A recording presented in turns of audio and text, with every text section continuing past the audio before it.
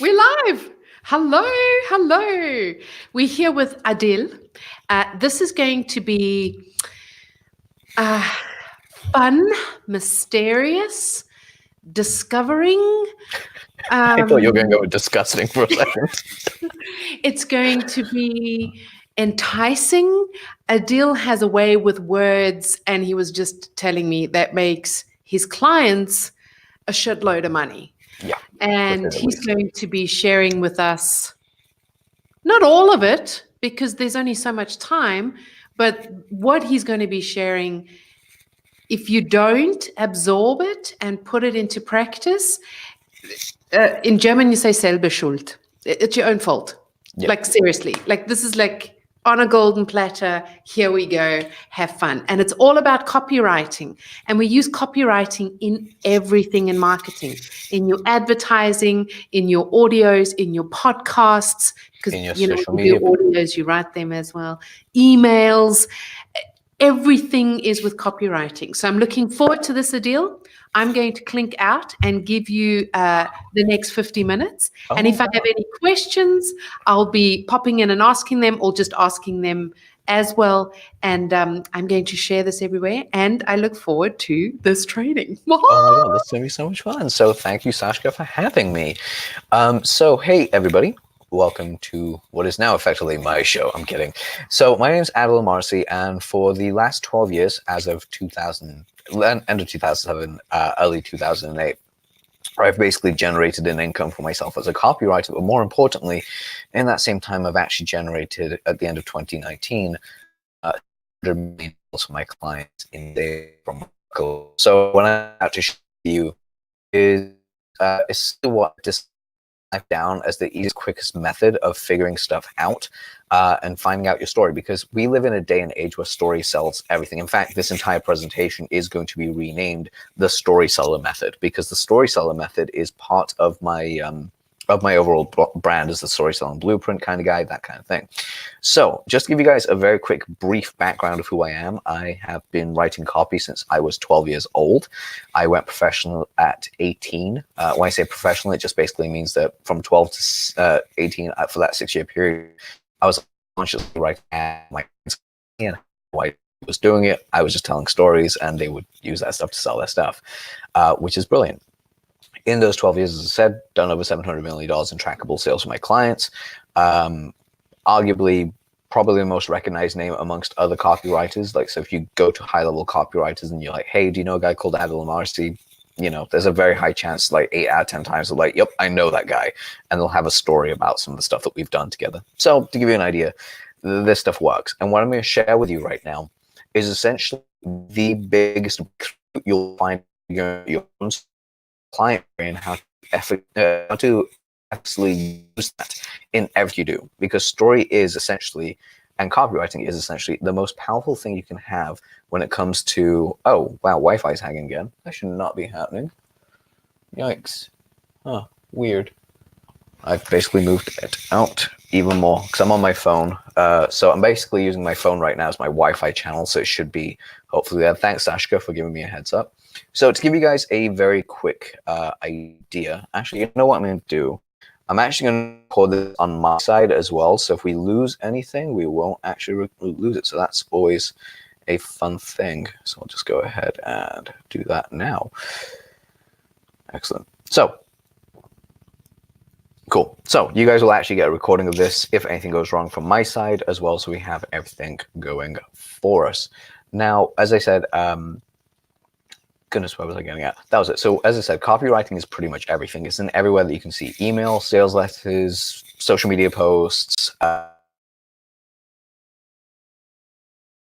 Copywriting is actually the ultimate skill that you can pick up, and the reason is quite simple. It's essentially persuasion in print, or as we put it, effortless persuasion in every form of media you put out there. And it is the master skill. So with that being said, let's just dive right into it, because what I'm going to share,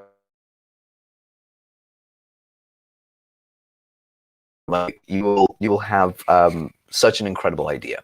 So here's how it gets basically started. There are 3 steps to essentially the system, as I said.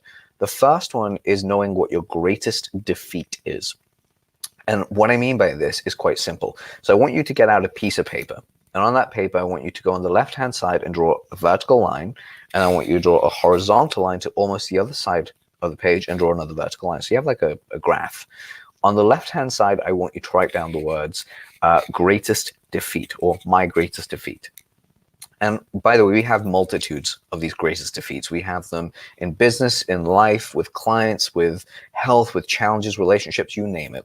But the defeat I want you to focus on is what was the big thing that hit you so hard that was in your career? So, for instance, if you're a business coach or if you're a branding coach like Sashka, my question to her or anyone else that is in that world or any world really, what was the thing that hit you so hard that when you tried to do it, it made you kind of like set off on this path that you had to master it? So I'll give you an idea for my own stuff when it comes down to, let's just say copywriting, teaching copywriting. The biggest defeat I had, how long to understand the systematic, the structural pieces of a in a way that's effective and gets people to buy. And the defeat I had was I wrote a letter that I thought was going to be amazing, and it bombed. Like, seriously bombed. We barely made any money on that sales letter. It was terrible. My client was annoyed at me. I was annoyed at me. Everyone I know, it just was not a good day. It was like a very, very bad day. I felt terrible afterwards. It's one of the very few failures I've had in my career, but it was a failure that really changed me. In fact, it was a health supplement that we wrote for. I wrote the thing. I thought it was going to be absolutely brilliant. We projected this thing was going to go out and at least do $60,000 on the first day. We did maybe $1,000 over a week. And we didn't realize why the sales weren't coming in. In fact, it took me a while to go back and actually figure everything out. But at the time, it was very, very humbling. It was very painful to see. It wasn't a fun thing. So that was a defeat for me. So I went through and said, okay, so what is my biggest defeat? My biggest defeat was not knowing how to structurally put together a sales letter in a way that basically gets people to buy. Your point is, if you're a life coach, what was the life event that went through that basically kicked you so hard that basically told you, say, you know what, this is my defeat? If you're a business coach, what was the business failure? If you're a self-development person, what was the failure in the self-development world that you actually worked towards? If it's dating, that you're a dating person, that you basically teach people how to date as a consultant, well, what specifically happened to you in your dating life that stopped you actually going on dates, and how did you recover? Now that, on the opposite side of the spectrum, brings us to question number 2, which is, what is my greatest victory? And what I mean by greatest victory, we have multitudes of victories that come up, but there's one that I like to call the point of no return. It's when you know that you'll never be able to go backwards in time. Like, you'll never be able to go backwards from that. So I'll give you an idea. It has to be related to the initial defeat. So whatever that defeat was, there's a point of no return on the other side where you know you've nailed it. So if you're a branding coach and you're basically starting out like Sashka, I'm making this up because it's been a while since we've actually gone through Sashka's story, and I've been through it myself. The thing that I'd actually look at is, okay, if Sashka's entire defeat was down to, sorry about the background noise, guys. If Sashka's defeat was that she tried to basically launch her own brand, and like she couldn't get herself out there, she didn't understand, like she went with a company and they failed to represent her properly, they didn't actually help her put herself out there, that she didn't get the exact help that she needed. That was her failure. That she was let down by people. She was promised the world and let down. Now, the victory of point of no return is Sashka basically understands how branding works. She can do it for multitudes of people. And the point of no return was that she actually make it that her brand works and how brand work. If that was her point of no return in victory, now that gives you the 2 starting points. And this is going to sound really, really simple, but we're going to go into this a lot more in depth in just a moment. Now, each step, you want to basically write down what you did to get to that point of no return. So I'll give you another example I have, because again, we have multitudes of them. So for me, a failure of mine was charging someone that I lost a contract that was $20,000 because I charged them $2. Too little. That was a point of defeat for me. It was like a really defeat. Oh my God, I lost a contract I can kick ass on simply because the point of no return is I could never go back to a point where I work a minimum paying job. The reason is because I know how much I charge an hour, and there's no way in hell I'm letting someone pay me anywhere less than that. Because the minimum for me to work for an hour with anyone is 4 figures. It's like 3,500 plus. For me to go back and work on like 1 or 2 figures, like, you know, $8 or like $20 or whatever it is an hour, I couldn't do it. That's too horrible of a time trade for me. I couldn't deal with. So those are my points. So if you have those as well, what you need to do is actually list out all the steps you got to this. So I'll give you, again, my example and Sashka's example in this bait up version I've done. So for Sashka, it could have been failure. They didn't represent her properly. So failure's over here, didn't represent her properly. Then she started picking up books on branding. She started understanding how to actually position herself. She started looking at the psychology of what makes people buy. She started reading and applying what was being used out there. She basically went through every branding project she could find and pieced together the good stuff from each one.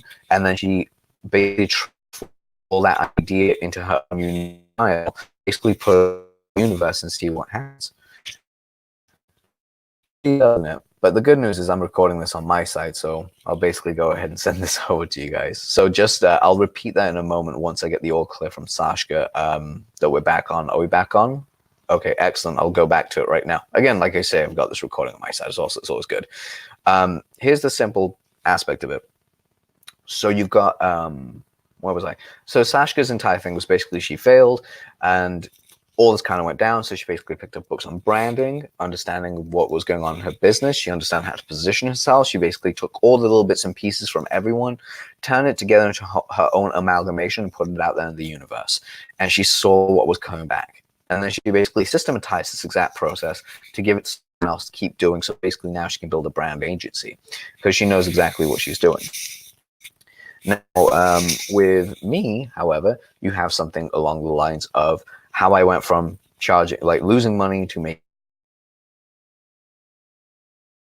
okay, I need to charge $2,000 to the right person, and I need to use the leapfrog method to go to 4, and then 6, and then 10, and then 15, and then 20. But then all throughout that, I had to do all the psychological work to believe that I can actually achieve it. So for instance, I had to read the right books, I had to understand the right minds, all the I had to understand who I could work with, how I could position myself, all the other fun stuff. So that's basically my chart from like left to right. And you have about like up to 10 little, what I call them encampments throughout, like little check marks all the way through until you got to where your point of no return is. Now, a lot of people just stop there. And that's the problem. The way that you create unlimited content from this is you basically go to each checkpoint and basically you run the same system again. What was my greatest defeat prior to this? And if this was my victory point, how did I get here? So if that checkpoint was, for instance, I charged $4,000, okay, what was my greatest defeat prior to that? I lost the contract. I got to this $4,000 thing, but what did I have to pick up? What did I have to learn? What did I have to understand and uncover? What had to be revealed to me in order for me to make that jump? And that's all it is. If you can really understand those points, you're golden. And basically you do this with each and every level. Now with each and every level, you may get 3 points, you may get 15 points. I don't know what depth you'll go into. But then again, you can run that same system on each of those little check marks, and you'll realize there's a woven tapestry of content and steps and processes that basically got you to where you need to be at every stage of the level, every stage on your journey. Now, it'll sound strange, but when you're actually doing this, when you're going through this process, the most powerful thing that you'll realize is there are people on every stage of that journey that could benefit from your work. There are people that are actually at that point where they don't even know that they can charge $2,000. Now you have an audience that you can put content out there for people that don't charge $2,000. You have content for people to go from 2 to 4, 4 to 8, 8 to 16, 16 to 32. You have basically every single area of your content planned out now that you can actually influence different people on different levels. Now, people out there might say, hey, I don't want to work with these small people because they don't have money. True. But they're your raving fans. Because it doesn't matter that they can't afford you. They'll be your advocates. They'll be the ones that go out there and tag you in posts where people who can afford you, that they're friends with, will say, hey, who's a really good copywriter you know? And they'll be like, Adel Marcy. Why? Because he helped me do this. He understands copywriting better than most people. He does this, that, the other. Who's the perfect person for brand advertisement? Sashka. Why? Because Sashka's been through all this stuff. She understood all this stuff well ahead of everyone else. Who's the right person to help me?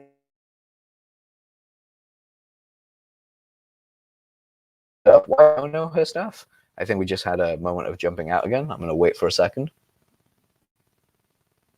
Cool. Right. So Joe basically had an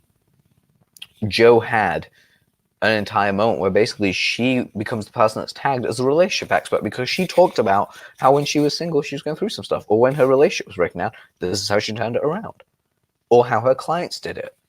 And of course, some people out there might be thinking, hey, I'm good at what I do for other people, but I've never been able to do it for myself. And I've been in that boat myself. Because I've done 7 and 8 figure product launches, yet I've never done one for myself. But I know how to do them. So what you do instead is that you actually leverage on your client's story. So what was my client's greatest defeat and what was my client's greatest victory?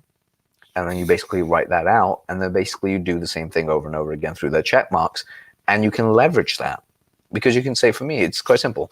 My client had tried to launch a product, had failed, had tried to launch the email list, failed, had tried to put out a good offer, failed, all 3 failed.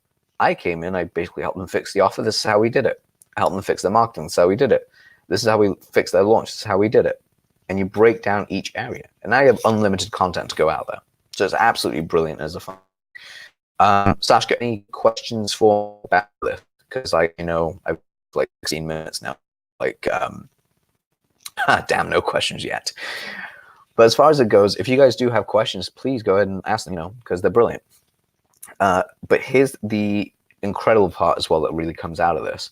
When you're actually going through these systems, this process of how you can actually go ahead and put your story out there, you now have content, and content wrapped around who you are, what you did, and how you got there becomes story. When it becomes story, it becomes mythical. When it becomes mythical and legendary, it becomes the thing people talk about. One of my favorite authors whose surname I can never say because it's very, very hardly spelled for me. I think it's Shy, Schley. Never know. But he wrote a book called oh my God, what's the book name? Microscripts. That's the one. He basically wrote a really good book called Microscripts, which I recommend everyone reads. It's very simple and very easy way to understand how you can take your big USP, your what's it called? Essentially the thing that makes you different, your unique selling proposition, and use we say in a short form. Like for instance, they'll be able to repeat it and know it's you. So for instance, if I say, if the glove doesn't fit, you must have quit, everyone pretty much knows, especially if they grew up throughout the 90s, they know that is Johnny Cochran during the OJ trial. Or if I just say something along the lines of, ba ba ba ba ba, I'm loving it, everyone knows that's McDonald's, because McDonald's actually has that jingle. It's basically they're able to use their unique selling proposition into a very small set of words that everyone can really understand. Now, he goes into in depth with this on how you can build it, but that's just something very simple that you can look at as a book of study. Now, one of the things I'm going to be talking about specifically is how you can leverage. I've already shown you how to create content. Again, we had a little jump there. I'm going to show you how to not just use showing you how to use social media because that's pretty straightforward. I don't know what's going on my phone right now. Keep having jumps. I'm going to have a quick look at my Wi-Fi. Yeah, should be fine. That's strange. So what happens when you're out in the middle of nowhere? Joys, right? So back to what I was saying. Social media. How do you use these stories for email? Well, quite simple. You take the process that you've basically taken, the steps, you write out the content as you would, and then you find and look through the entire, like your content that you're actually sending out, the one thing you're focusing on, and you pick out the most catchiest headline. And the simple part is, for instance, if I say, instead of saying how I went from $2,000 to $4,000, because that's but if I say something along the lines of,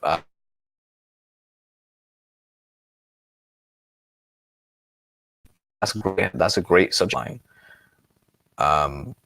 Wow, I am really glitching out right now. I have no idea what's going on. I'm so sorry about this, guys.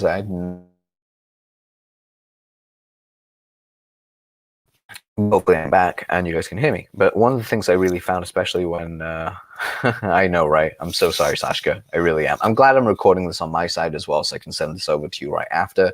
But if you guys are watching this live again, I promise I'll make sure that it stops glitching out as much entirely as well. And of course, hey Vicky, I don't know where these are the comments coming on Facebook, because if they are, then great, but I can't see them here, so I'll actually read through them afterwards. So one of the key aspects when it comes down to emails and using your story specifically with this kind of stuff is when you're creating email-based content, you want to almost draw it out like a story piece. You don't have to write the entire story in one email. In fact, you can break it up into 3 or 4 parts. So you can say part 1, title, part 2, other title. Or you can just be really, really lazy and just use the same subject line with parts 1, 2, 3, 4. I mean, that works too. But you always have to build it. And the way that you build it is by using that same 3-step structure. That's how you basically write out each email. So you know exactly what your greatest defeat was, your greatest victory was, and you can have that mapped out into an email and sent out. And when you're picking out your subject lines, if you're thinking about, hey, how do I come up with subject lines? Pick up Cosmo. Go to the supermarket. Just look at the trash mags. Look at how they're basically using their headlines. They're the ones that get paid for it, and then try and like recreate those same headlines for your service. So it could be something like how I lost 18 kilograms in 3 weeks. Khloe Kardashian's headline was that for a magazine today, I remember. Easy way that you can really run that is how I lost 18 grand and still look good. It's another one. Or how I lost dead weight in my life and I'm happier more than ever. Or the secrets to being happy. And then the first thing that you write as a pre-head is lose the bad weight in your life, or how to drop bad weight in your life is another subject line, or 3 things that will basically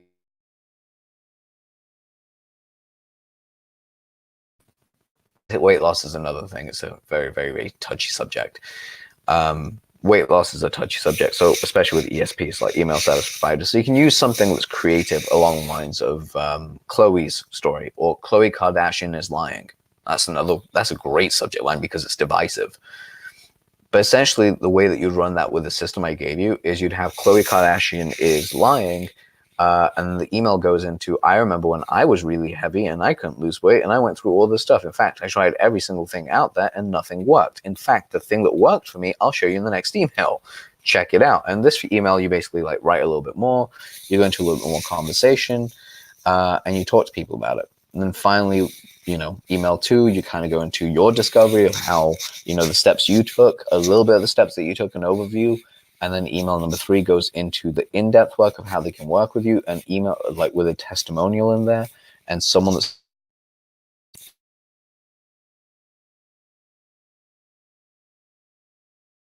so I've lost connection quite badly there, so I'm going to come back again. God damn it, this is annoying. I apologize. Back on this, it will be incredible. But as far as it goes, like you've got emails 1, 2, 3, and 4. So email 3, of course, is someone's journey, your client they've gone through. Easiest subject line in the world is Sasha's journey, or Adil's branding journey, or Sasha's copywriting journey, or Vicky's happy fun times journey, or Joe's dating career, or Joe's dating life revived. Anything like that. And then basically it's a testimonial. And then the 4th email is the sales email. And the sales email is quite simple. It's just basically you've built everything up and you just remind them what you're offering. And you basically put it out there. Now, when it comes down to creating an offer and how you use that with stories,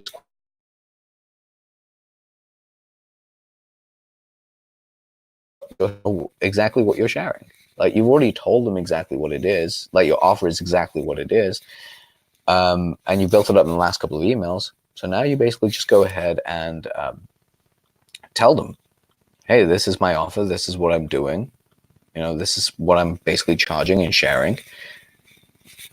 Buy it. You give them a reason to buy because you've already built the story up. The only difference is now you've got to ask them to make the sale. And the best way to do that is a very simple mechanical trick that I got from, strategy that I got from my mentor, John Carlton, who, if you haven't checked out, I heavily suggest that you do. He's an excellent teacher. And John's favorite way of doing this was just by telling them what to do. Here's what you do next. Just say, how do I lose weight? Here's what you do next. Click the order button, go buy. Here's what you do next. Click this link, go to the sales page, read it. Now, some people might be wondering, how do I actually create a sales page that works? A sales page is essentially just a conversation. That's all it is. I mean, you probably saw a sales page for this that Saskia put together, and it's a conversation. And the best way to actually do it, it's the conversation that you have in your head. The people that are watching this and have bought this, I will tell you right now, the conversation in their head is, how do I improve my business? How do I get from where I am to where I want to be? How do I improve my business in such a way that I don't have to worry about money coming in? And that's exactly why every expert has shown up. Everyone that's come up has actually been giving you exact strategies that work. But we're solving your problem. But we're doing it in a diverse way. We're basically give you every set of the building blocks to actually solve that problem. It's just you have to put it together.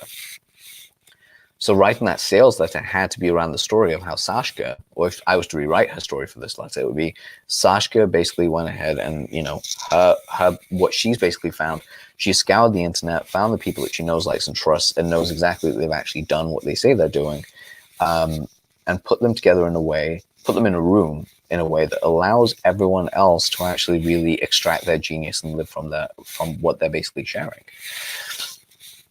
And that is one of the most powerful USPs that you have, is I'm not the genius in the room. I've just brought all the geniuses together. So that's a powerful USP in its own right. Then from there, you have the process of basically telling that story of going how you met every genius. And from that moment, you're actually able to go ahead and share the exact insights every genius has had. So like for me, it's me sitting here telling this story. On the sales page, Sasha could be like, I met Adil a year ago. We had this amazing conversation. We've really got to know each other quite well. We've had each other's backs. And here's what we've basically managed to do next, is that I've actually invited him on because he knows exactly how to teach, this copywriting stuff that basically helps a lot of people. So when you've got that creation story of struggle defeat of for this kind of product, you can write the letter quite quickly. But key points I'll point out right now that a lot of people are, in my opinion, not using correctly. People aren't, I know I feel like I'm going all over the shop here, but people don't introduce themselves right at the start of the sales letter. They wait until like the very end, which is a mistake. Because there's, when I say mistake, if all you're after is product sales for one thing that you're doing, do it that way. Introduce yourself at the end, sell the product, sell the benefits, sell the advantages, sell the features, sell everything apart from you. You'll make money. But if you're building an authority, if you want to build something that's long-term where people just come back to you over and over and over and over again, then you want to build your story right at the start. You want to tell people why they should know you, why they should like you, why they should trust you, and why, importantly, they should give you money without actually saying, give me your money. And the best way to do that is demonstrating that you've been through where they are and you understand their pains and you can help them with it. A very good friend of mine, Jesse Elder, once said this to me. He said, if you can explain someone else's problem better than they can explain it to themselves, they will happily pay you money to solve it. So if you can explain your problem to your audience better than they can explain that problem to themselves, they will buy. So I'll give you a perfect example for this. So copywriting, if I was to sell this to you, I could say to you, have you ever tried to launch a product and it failed? Have you ever tried to position yourself out there and it doesn't work? Have you tried everything, including creating a simple sales funnel that apparently is one funnel away, only for it to not work out? Well, the reason is quite simple. Your copy was completely wrong. Your copy was off, and I'm going to show you exactly how to fix it. There we go. That's basically me saying I can understand your problem. Well, very terribly, by the way. If I was going in depth with this, like, the reason I can understand this is I've actually been through it. I've built funnels that don't work. I've gone through the process and the stress tests. I've looked at literally everything out there. In fact, I believe the whole one funnel away thing as well, only to find that it wasn't working. So that's the reason why I basically built a credible system that allows you to do the same thing and really understand how you can start making money right away. More importantly, what I'm going to share with you won't cost you hundreds of thousands of dollars to go through. It won't cost you thousands of dollars to work on. In fact, it'll only cost you about $100. Why? Because everyone keeps trying to sell a $500 product or a $5,000 product. I'm going to show you how to basically get started for $100. Plain and easy, plain and simple. Go here and just, get started today. So something like that is quite simple. I know that seems like a roundabout way of showing you exactly how the system would work in a sales letter. There are other elements, which we'll cover in just a moment. But Sashka, do you have any questions for me at all regarding what I've covered so far, or any clarity you want me to go through as well? If you have any of those, if anyone watching this live has any of those comments, please go ahead and put them in so Sashka can ask me, so I can answer them as well. So the third step is quite simple. It's known as putting it all together. I'm sorry, I thought I totally missed that.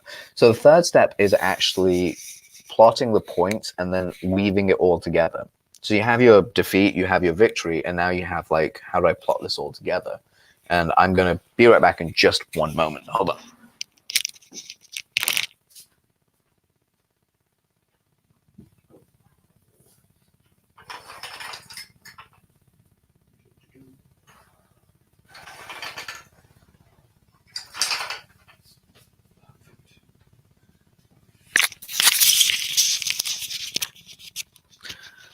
Pardon, and sorry about that. Basically, I realized that the sunlight was coming in through the window and completely blindsiding me.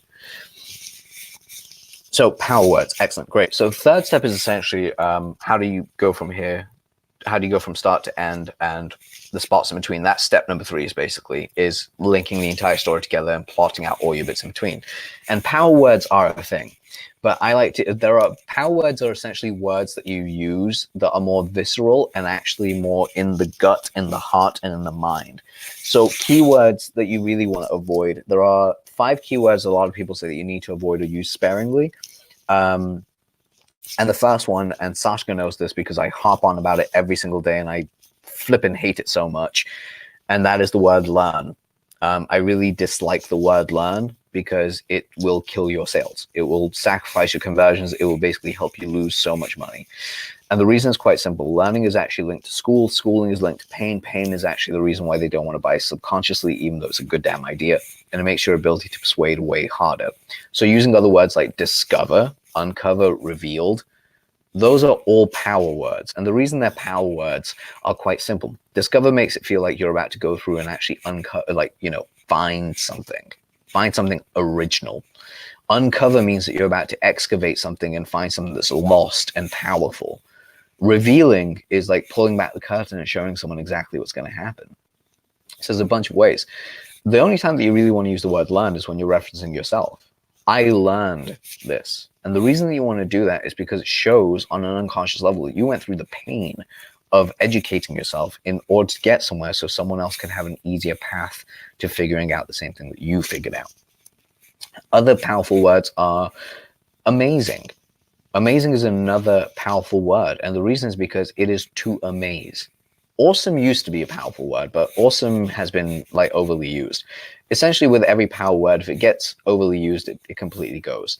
And there are phrases, there's like a ton of phrases. John Carlton literally has an entire book on these, but you can find them quite simply. The best way to figure out if a word is powerful or not is see how it makes you feel inside. So it could be something, and see how it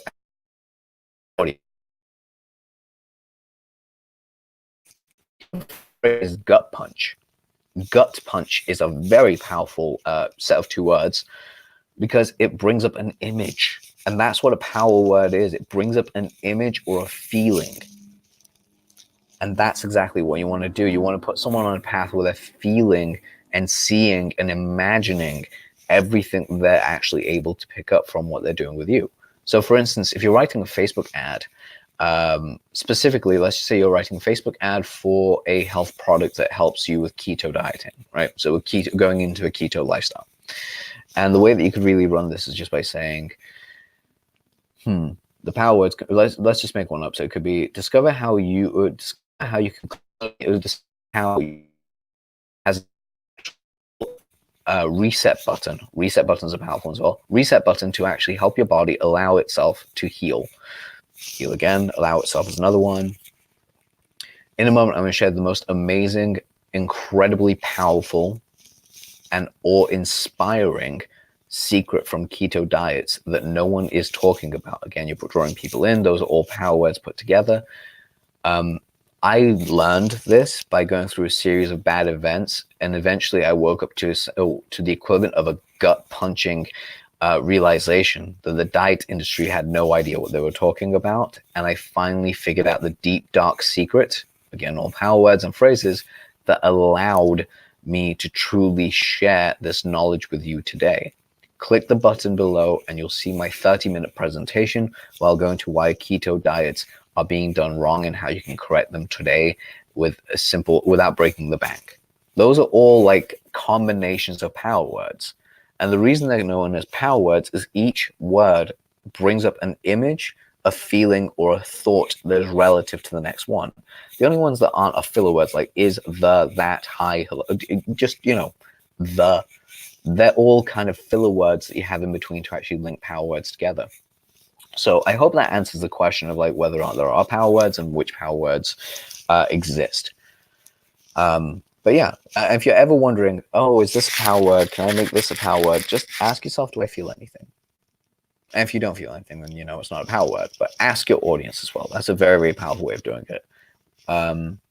Should the words in the campaign all be in the campaign to keep consistency? Could you clarify that for me a little bit? Like, so the words that are in the campaign, so for instance, gut punch, should that be kept in the campaign throughout? Is that what you're saying?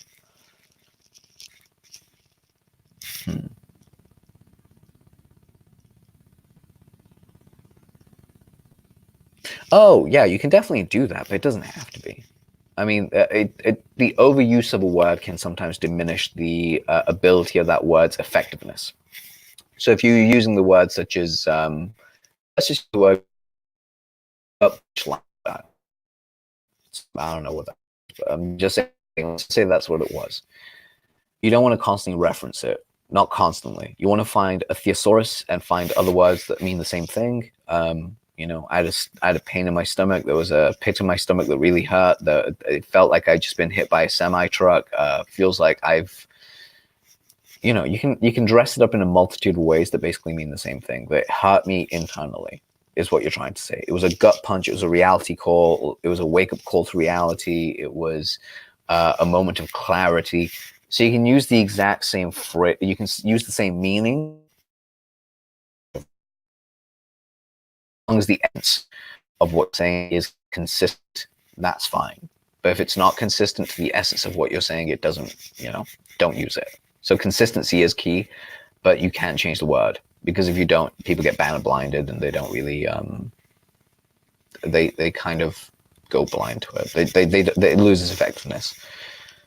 Oh, are there length rules? Yes. Oh my God, I love this. Sorry. This makes me so happy. Thank you for asking this. So with emails and sales letters and everything else, people have this weird debate, which really annoys me, which is like, short emails are better. They're not. Okay. Let's settle that argument right now. Short emails suck.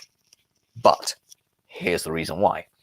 Winston Churchill, and I'm going to paraphrase this so terribly, so please someone don't yell at me for this, but Churchill once said, you should keep them, essentially it's like, it should be like a woman's skirt. Long enough to keep your attention, but short enough to actually, was it short enough to keep your attention, but long enough to keep you going? Essentially, like, keep it mysterious. Basically, what it is that it has to be as long as it needs to be. With emails, the way I've actually found, this is the rules that I found. So if you're using something like Aweber or Gmail or anything like that, so the length of the screen, don't write to the end of the length of the screen. So as you're writing, it automatically gives you a new line. Pick a place that you can actually hit like the return key or the enter key and give yourself a new line. The reason basically being is when you're writing in short bursts, think newspaper columns, how they're written. Of course, extract that out and don't just have it like 3 words and then new line, but have like, I'd say like 10 words and a new line. And the reason I have it set this way is quite simple. It's faster to read, people retain information quicker, and in sales letters, you don't have to do things. You can write the whole way, but with sales letters and with emails, 1 sentence paragraph literally kill, and I mean killing, the reader's attention span. If I sent you a massive paragraph, like 4 or 5 sentences thick, and sent it to you, be honest with me. What are the odds that you're going to read every word in that sentence? Or are you just going to skim? My not just my thoughts, but evidence has shown that most people skim. So why would you not make it easier for people to skim through by writing 1-sentence paragraphs? Just makes sense. Same with emails. 1-sentence paragraphs work wonders. And that short space between left and right, left and right, left and right, left and right is way easier than going left, right, left, right, rather than going left, right, left, right, left, right. It's a shorter thing of basically people reading.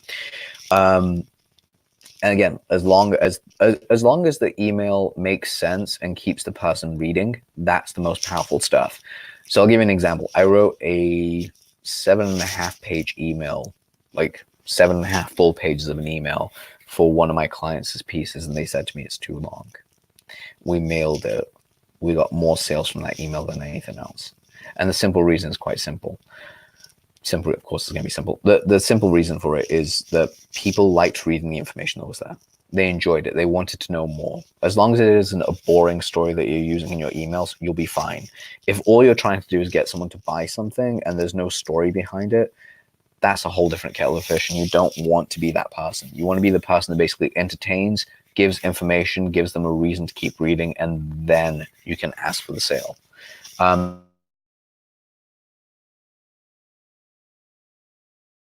You're going to ask for the sale. The simple way that you basically transition out of that is you can use a very simple email that just says, hey, story selling blueprint goes live today. Hey, if you've been thinking about buying story selling blueprint today, it's going to be going live. It's this amount. Go here and get it today. By the way, these are all the bonuses that you get. Read through the sales page. It'll tell you everything you need to know. Speak soon. Adult. Simple and easy. Just like the easiest email in the world. Whereas if I wanted to write a longer email that to an audience where I didn't want to just sell them directly, I could say, why your story matters would be the subject line. And I'd basically go into an entire story of why your story matters, how stories work, why they should be used, and then say, by the way, if you want me to actually teach you how to do this, go buy my product. And there's just a link. So it becomes the story, becomes the main focus, and the afterthoughts there. So length is essentially just interesting. What should be as well. Some don't speak well, can't. Yes. Oh my God. There is a structure. I can't run through my dice. Oh my God. This is brilliant. We have 8 minutes. Challenge accepted. So I actually, Story Selling Blueprint, believe it or not, is actually my structural piece of how I create sales letters and copy that work. It's a structural piece. So I'm going to give you guys the 17 steps, but I'm going to give you the 8 essential that you need to have. And this is how you want to have this in mind. So you have headline, subheadline, opening paragraph that basically continues off the subheadline,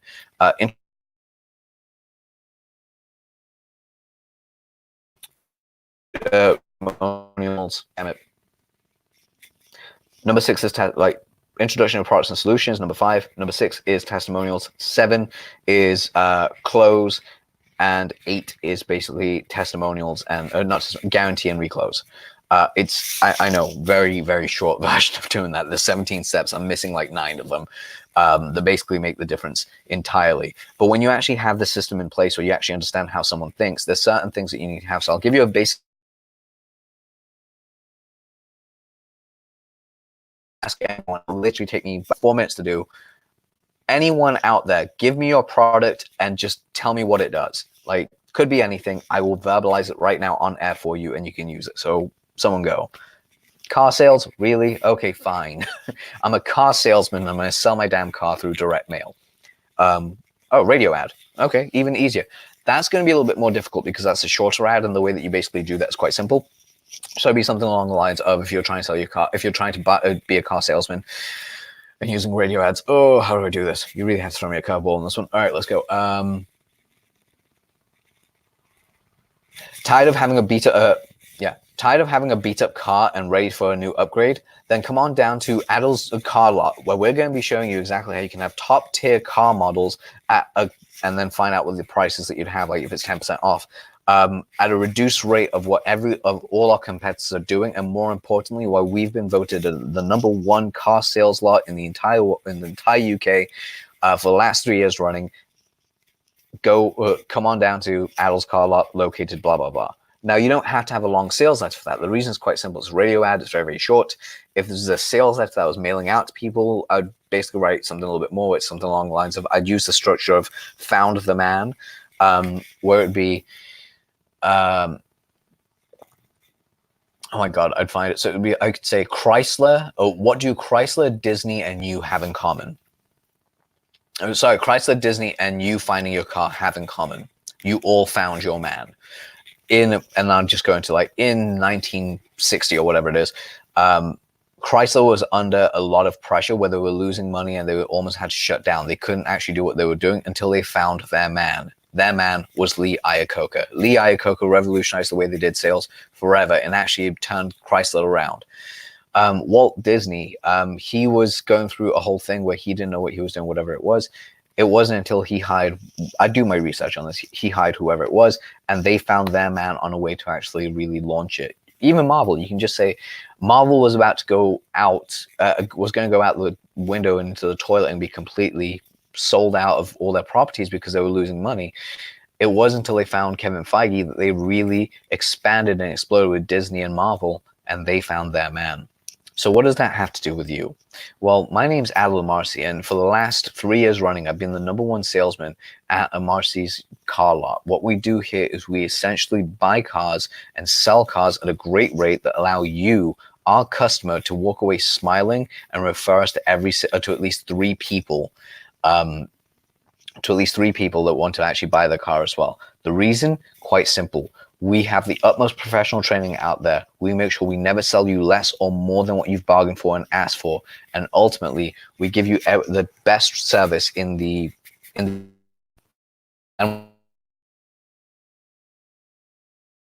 testimonials. So if you're looking to buy your car or sell your car, whatever it is, because you'd obviously have to pick a market. If you're there to buy your car and you're looking for an upgrade, a change, a difference in lifestyle. Maybe you've come into money. Maybe you've actually just changed up who you are and really want to reflect that in your car. Then come on down to the car lot, because we are going to be the ones that walk you through exactly to find the right car for you, how it all works out, and most importantly, give you the best quote possible for what it is that you're after. And then you just give them the details of how to find you. Simple. Like, go here and, set an appointment, or come on down to this place. Or if you're doing direct mail, you can just say, pick up the phone and call us in, quote the name, ask, and you'll be transferred over to one of our representatives who will survey you and find out exactly which car will be the perfect one for you. So by the time you reach the lot, we'll have it ready for you to go and test drive, because we'll be picking out exactly which car is right for you and see if it actually sits right. If it doesn't, you get to pick the car of the lot and we'll give you an additional 10% off. That gives you a whole different dimension as well, because what you're doing is now saying that you know cars better than they do, you know them better than they do, because there's a whole survey, and you can sell them the damn thing. So that was just completely off the cuff, by the way. So thank you, Sashka. I was hoping it was going to be something like a product. Just give me something from left field. Also, kind of thank you. Just proved to me that I can actually do that. Well, I meant more towards a digital product. But hey, I've done this for so long, so let's see what happens, right? But you are right, it is a product. So with 1 minute and 45 seconds left to go, I'm going to give you guys one piece of advice. And it's the most powerful piece of advice I can ever give you. Never, under any circumstances, sell less than what your client needs or more than they need. It's 1. 1.2 is never, ever, ever fear telling people how to buy your product. Never feel fear to say, go to this link, buy my product. Or you've read the story, you've seen exactly how great this is. How do I get started? In that how do I get started product, or here's how to buy section, so many people do this where they're like, oh, it's kind of okay, it's kind of good, you can go buy it yourself if you want. No, you gotta say, here's what you do next. Click the order button and buy my product. You'll be sent an email with the invoice or the registration details to get started. Or how do I opt in? Enter your name and email address, click the opt-in button, and I'll send you my free gift. How do I get a used car quote? Call up our people, ask for Amanda, we'll take you through the process, and we'll basically have you ready to go with the right quote. How do I get my clients to qualify? Because I need to have them I need to go through an application form. How do I get started? I don't take on just anyone. Everyone has to go through an application process. So here's how it works. Click the button, fill out the application form. If you qualify, I'll get on the phone with you. You'll receive an email in 72 hours. If it's a paid qualification, you can just say, I charge 10% of my actual overall product, my overall fee as a consultant, and it's refundable if we don't work together. But that basically secures your spot, and tell them exactly what happens next. So that's how you get started. And that's me at 50 minutes. So Sashka, yay, welcome back. That was awesome. I'm like sitting here taking down notes. I'm like, yeah, I can do this. I can go do that. And I learn these things. I mean, I'm that far in my business as well. Always a student. Thank you very, very much. I really appreciate that. I'm sorry about the cutouts. I'm glad that we've got a recording of this on my side. I'll send that to you over after it's rendered. That'd be awesome, because then I can upload that, because I know it was exactly where all the juicy parts were, as in, these are the 7 steps. One, and then it cuts out. And I'm like, oh, damn. So we're really looking forward to the recording. That'd be awesome, because then I can upload that and ensure that the listeners can then view that up until Sunday before it goes into the membership vault. And you can get in contact with Adil. Do you still have your YouTube channel? I do. You guys can find me on Adil Amarsi Official. I have about 4 YouTube channels, but Adil Amarsi Official is my main one. We're going to be going through a crazy YouTube campaign from January. Like, I just built my studio at home, finally, after 6 months, which means I'm going to be uploading a video a week on Wednesdays. You can find my podcast, Adil Amarsi Unplugged. That comes out every Friday. And also you can find me on adilamarsi.com. I'm super easy to get in touch with. Just make sure you choose the right option when you're contacting me, because it goes automatically to course application, but like, find the right thing on the drop-down menu so we know exactly which one it is. Awesome. Thank you so much. Thanks for having me. So cool. I really appreciate your time. Adil has also taken off time this week. So he's just here for the training. So I'm very grateful for that. Thank you. Which is why I'm not in my office with a stable Wi-Fi connection. So I apologize for that right now. Oh man. But yeah, I hope you guys get this over. Sashka, I'll be sending this over to you either today/tomorrow morning. But guys, you will see it as well. If you have any questions, please do not hesitate to reach out to me. I'm the easiest person you can actually find and access in the world. Like, just so easy. Okay, I don't know how to take that, but anyway. Oh my God, so bad. I was being nice. This is why we're friends. But I'm the only one that has my name in the world, so you guys can easily find me. Awesome. Right, it's off to the next training. Thank you so much, Adil. Have an awesome break. Take care of yourself, and we'll be in touch next week. Take care. See you soon. Bye, guys. Bye-bye, everyone.